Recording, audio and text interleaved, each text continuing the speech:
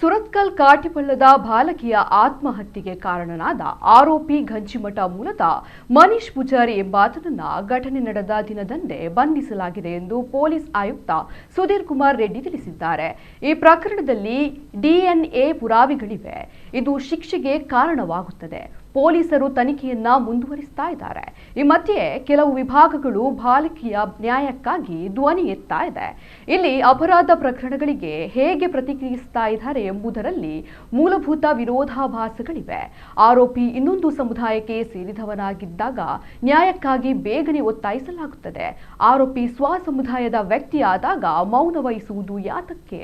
ಈ ಆಕ್ರೋಶಗಳು ಬಲಿಪಶುಗಳ ನಿಜವಾದ ರಕ್ಷಣೆಗಿಂತ ಕೋಮು ಸೂಕ್ಷ್ಮತೆಯನ್ನ ತೋರಿಸ್ತಾ ಇದೆ.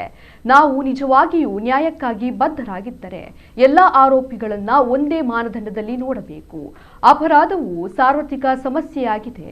ಅಪರಾಧಿಗಳು ಎಲ್ಲೆಡೆ ಇದ್ದಾರೆ ಎಂಬ ವಾಸ್ತವದಿಂದ ಯಾವ ಸಮುದಾಯ ಕೂಡ ಹೊರತಾಗಿಲ್ಲ ಎಂದು ಸುಧೀರ್ ಕುಮಾರ್ ರೆಡ್ಡಿ ಹೇಳಿಕೆಯಲ್ಲಿ ತಿಳಿಸಿದ್ದಾರೆ.